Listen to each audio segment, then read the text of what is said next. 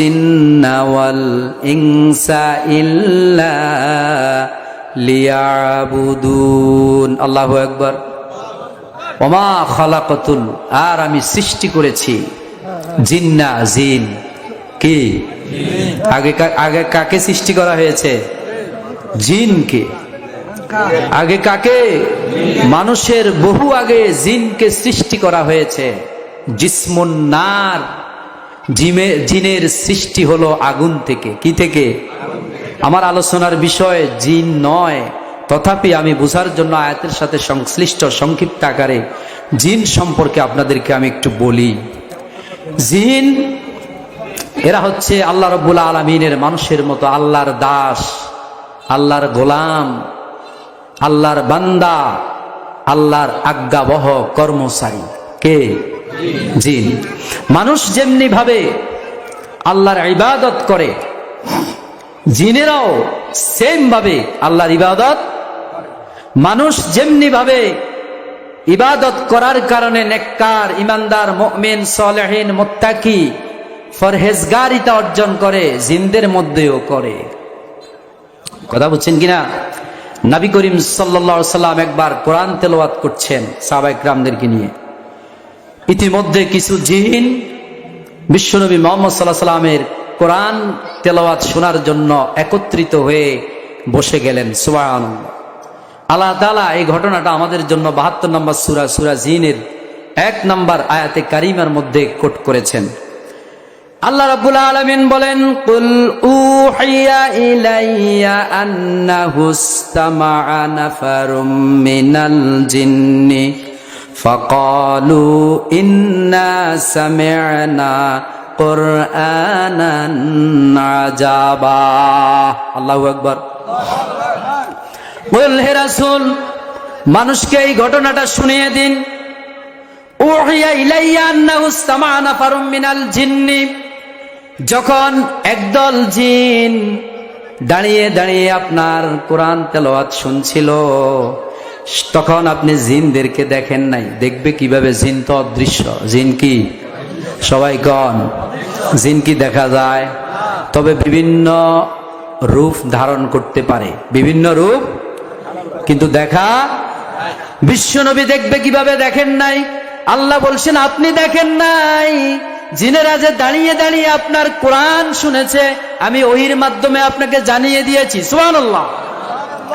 জিনেরা কোরআন শোনার পরে বলল, ফাকালু ইন্না সামি'না কুরআনান আজাবা, আজকে আমরা এক বিস্ময়কর কোরআন শুনেছি। সুবহানাল্লাহ।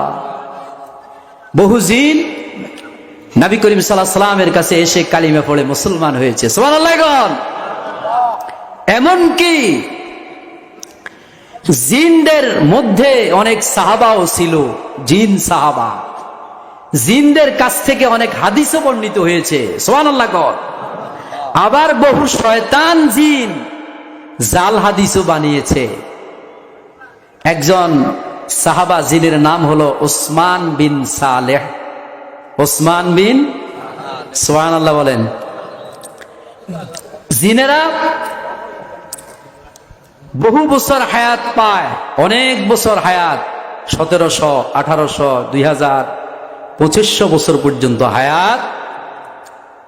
একবার আল্লাহর এক ওলি আব্দুল আজিজ মুহাদ্দিস দেহলভী রাহিমাহুল্লাহ, তিনি একটি বাগান দিয়ে হাঁটছিলেন।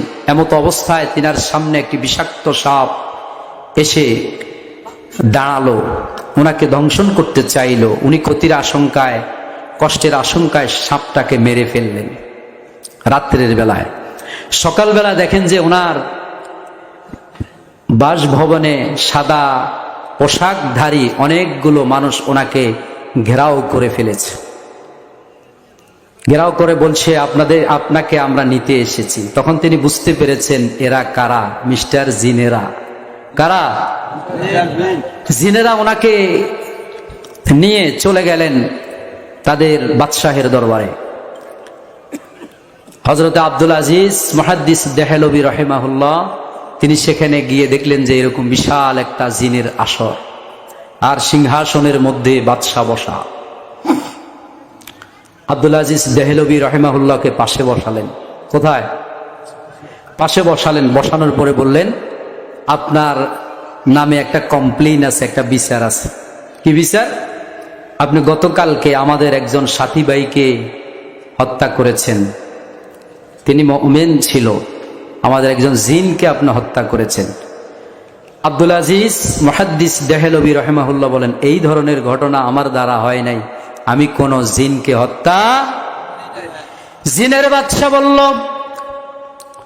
গত রাত্রে আপনি সাপ মনে করে যেই সাপকে আপনি হত্যা করলেন, সেই সাপ আর কেউ নয়, সেই সাপ হলো আমাদের জিনদের একজন।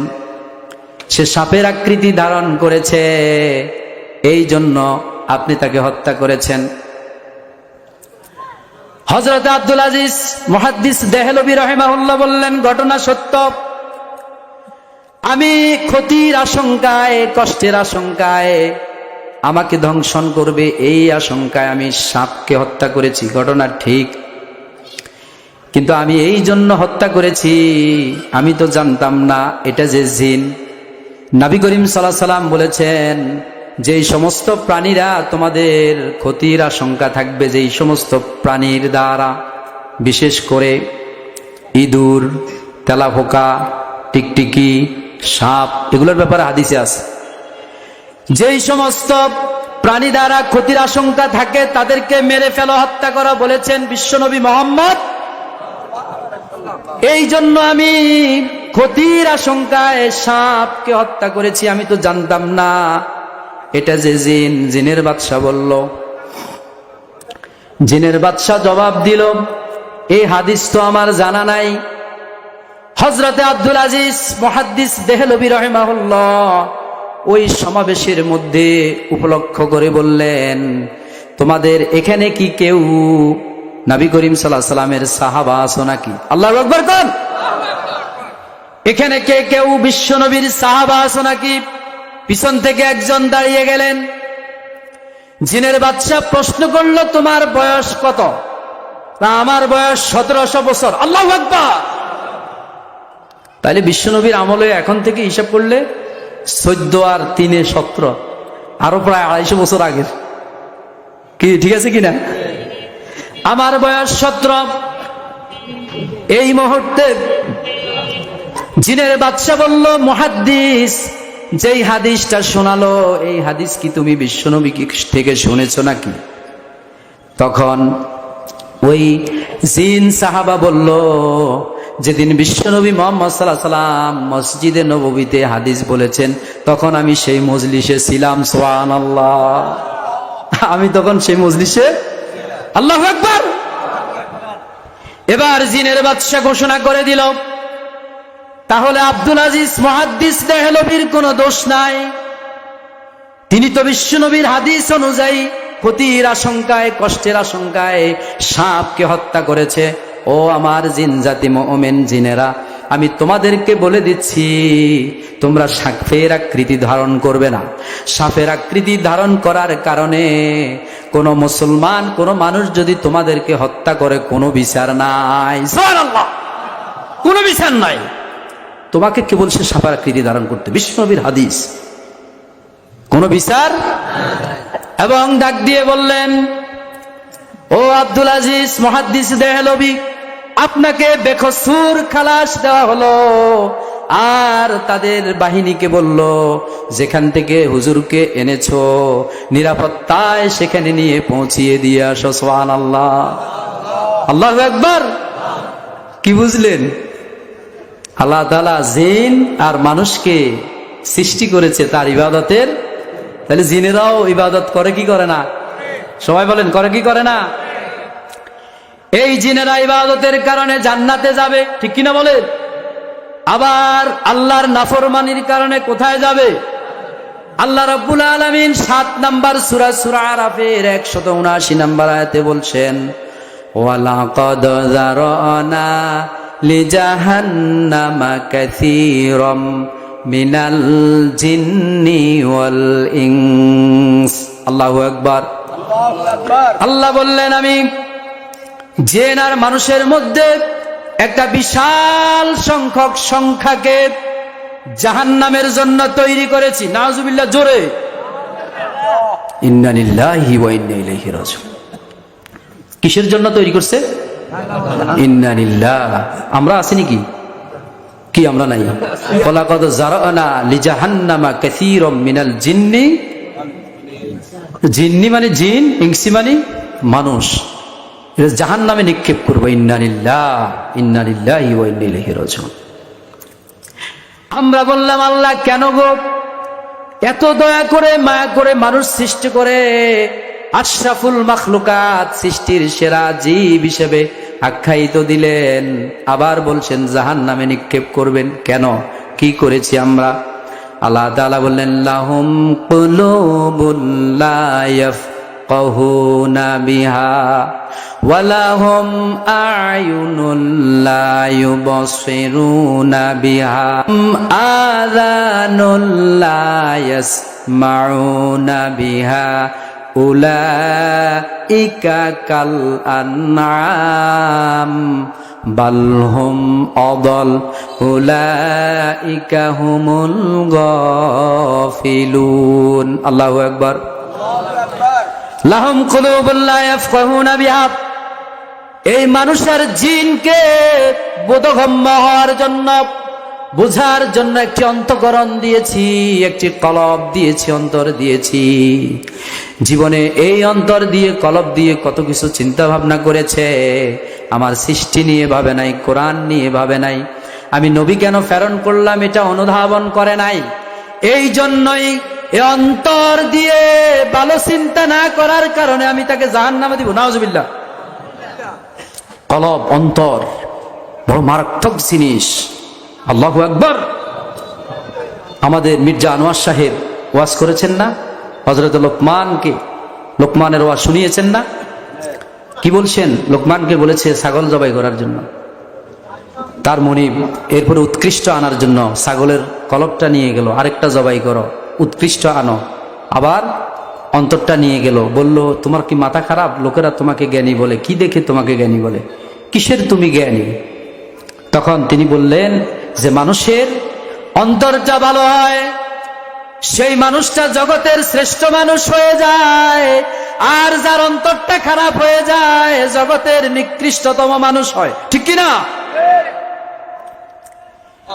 এই জন্য শায়ের অত্যন্ত চমৎকার করে বলেছেন, মুঝে ইয়ে ডর হে कि दिले जिंदा तू ना मर जाए,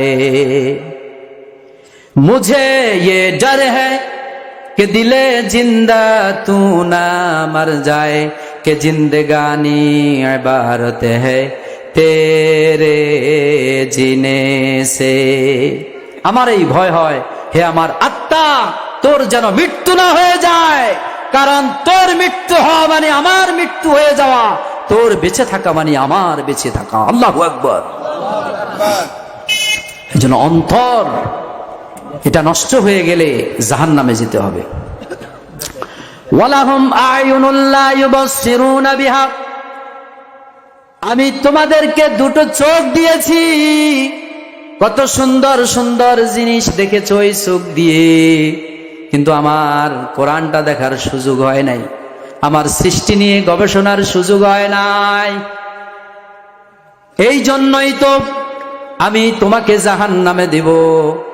লাহুম কুলুবুল লা ইয়াফকাহুনা বিহা ওয়া লাহুম আ'য়ুনুল লা ইউবসিরুনা বিহা ওয়া লাহুম আযানুল লা ইয়াসমাউনা বিহা, আমি তোমাকে দুটো কান দিয়েছি। কি দিয়েছি? আহা, আহারে। 16 ডিসেম্বর রাত্রে দেখছেন নি কি অবস্থা গেছে? 16 ডিসেম্বর রাত্রে ডিজে গানের পার্টি হয়েছে না হয় নাই? সবাই বলেন হয়েছে না হয় নাই? ডিজে গানের পার্টি। নবী করিম সাল্লাল্লাহু আলাইহি সাল্লাম বলেছেন, বুইসতুল ইয়াকসিরুল মাযামির, আল্লাহ রাব্বুল আলামিন আমাকে প্রেরণ করেছেন বাদ্যযন্ত্রযুক্ত গান বাজনাকে ধ্বংস করার জন্য। সুবহানাল্লাহ কোন। বিশ্ব নবী আরো বললেন, আল গিনা ইয়ানফিকু নিফাকাল কলবি কামা ইয়ানবিতুল মাউ ওয়াজ জারআ, তোমরা চৈত্র বৈশাখ মাসে তোমাদের জমিনগুলোর দিকে তাকিয়ে দেখো কিরকম ফেটে চৌচির হয়ে গেছে। আবার যখন আষাঢ় শ্রাবণ মাসে বৃষ্টি হয়, বৃষ্টির পানি যখন জমিনে পড়ে, এই জমিন থেকে যেমনি ভাবে ফসল উৎপাদন হয়, কেউ যদি বাদ্যযন্ত্রযুক্ত বাজে কথার গান শুনে, তার কলবের মধ্যে এইভাবে মুনাফিকি তৈরি হয়। নাউজুবিল্লাহ, মুনাফিকি তৈরি হয় কলবের মধ্যে, আর ভালো কিছু তার ভালো লাগে না। আর সেদিন রাত্রে ডিজে গানের পার্টি। ওয়ালাহুম আযানুল লা ইয়াসমাউনা বিহা, আমি তোমাকে দুটো কান দিয়েছি, কি শুনেছো এই কান দিয়ে? আমার কোরআন হাদিসের কথা শুনেও না শোনার ভান করে এড়িয়ে চলে গিয়েছো। শোনো, তোমার পরিচয় আর মানুষ নাই। আমরা বললাম আল্লাহ, তাহলে এই লোকটার পরিচয় কি? আল্লাহ বললেন উলাইকা কাল আনআম, এটা হলো জন্তু জানোয়ার। এটা কি? জোরে চিল্লাইয়া বলেন, জন্তু জানোয়ার। আল্লাহ রাব্বুল আলামিনের সৃষ্টি নিয়ে গবেষণা করে নাই, দেখেও না দেখার বান করেছে, শুনেও না শোনার বান করেছে। আল্লাহ বললেন তুই মানুষ না, তুই জানোয়ার। আমরা বললাম আল্লাহ এখানেই কি শেষ নাকি? আল্লাহ বললেন না, বালহুম আদল, জানোয়ারের চাইতেও নিকৃষ্ট। আল্লাহু আকবার, জানোয়ারের চাইতে। কেন আল্লাহ জানোয়ারের চাইতে নিকৃষ্ট বলেছেন? আপনার বাড়ির সবচাইতে নিকৃষ্টতম প্রাণী হচ্ছে কুকুর। আপনি সব ভালো ভালো খাবারগুলো খাওয়ার পরে যেই ঝুঁটাগুলো থেকে যায়, একটা হাড়কে আপনি এমন ভাবে চিপান একটু রসও আর থাকে না। একবারে চিপিয়ে খেয়ে শেষ করার পরে হাড়টা ফেলে দেন, ঝুঁটা কাঁটাগুলো ফেলে দেন। আপনার ফেলে দেওয়া এই হাড়, এই ঝুঁটা কাটা খেয়ে আপনার সারা রাত বাড়িটা পাহারা দেয় কুকুর, ঠিক কিনা? বেমানি। মালিক মরে যাচ্ছে, হাসপাতালে নিয়ে যাচ্ছে, অ্যাম্বুলেন্সের সামনে গিয়ে দাঁড়ায় কুকুর, ঠিক কিনা? ভালো ভালো সব খাবার তো আপনি খেলেন, কুকুরকে কি দিলেন? নিকৃষ্ট ফেলে দেওয়া খাবার খাওয়ার পরে কি করা ডিউটি করলো, কিভাবে আপনার ডিউটি পালন করলো। আর আপনি আল্লাহর ভালো ভালো খাবারগুলো খাওয়ার পরেও আল্লাহর নাফরমানি নিত্য নিয়ত করছেন, ঠিক কিনা বলেন? আজকে আমরা এখানে মাগরিবের নামাজ পড়তেছি, কি নামাজ? জোরে গন। এমত অবস্থায় বাইরে থেকে শব্দ শোনা যায়, শুরু থেকে শেষ পর্যন্ত, শুরু থেকে। এবার চিন্তা করেন, এই দোকানের মধ্যে গিয়ে বসে বলে চায়ের মধ্যে দুধ বাড়িয়ে দেন, ভালো বিস্কিট কোনটা সেটা দেন, কথা বলেন। বাজারে গিয়ে ভালো ভালো খাবারগুলো এনে খান, কে খাওয়ান? আল্লাহর খাবার খেয়েও নাফরমানি করেন, আর কুকুরটা ফেলে দেওয়া খাবার খাওয়ার পরে ঠিক মতো ডিউটি করে। এই জন্য আল্লাহ বলেছেন উৎকৃষ্ট খাবার খাওয়ার পরেও আমার দাসত্ব করলি না, গোলামি করলি না, আমার ইবাদত করলি না, তুই কুত্তার চাইতেও নিকৃষ্ট, ঠিক কিনা? ওর মনে আমি বলছি না। 7 নম্বর সূরা আরাফের 179 নম্বর, কি কথা ঠিক আছে কিনা? আমি বলি আপনি খোলেন, এখন খোলেন 7 নম্বর সূরা আরাফের 179 নম্বর আয়াত। বালহুম আদল, কুত্তার চাইতেও নিকৃষ্ট। ইন্না লিল্লাহি ওয়া ইন্না ইলাইহি রাজিউন। নাউযুবিল্লাহি মিন যালিক। সম্মানিত বন্ধুগণ, এই জন্য এই জিন আর মানুষের একটা বিশাল সংখ্যাকে এই আল্লাহ রাব্বুল আলামিনের ইবাদত না করার কারণে, দাসত্ব না করার কারণে, গোলামি না করার কারণে, আল্লাহর হুকুম আহকাম ঠিক মতো পালন না করার কারণে জাহান্নামে নিক্ষেপ করবেন। নাউযুবিল্লাহ। কি আপনারা কি জাহান্নামে যেতে চান? কোথায় যেতে চান? তাহলে আল্লাহর ইবাদত কি করবেন? শুধুমাত্র কি মসজিদে, কথা কন, নাকি সমাজেও? সমাজে করা লাগবে কিনা? মসজিদে যেমনি করতে হবে, সমাজেও আল্লাহর হুকুম এমনি ভাবে পালন করতে আল্লাহ তৌফিক দান করুন, আমিন। সবাই জোরে বলেন আমিন। সম্মানিত বন্ধুগণ, এই আয়াতের মূল শব্দ যে কয়টা আয়াত আমি পড়লাম,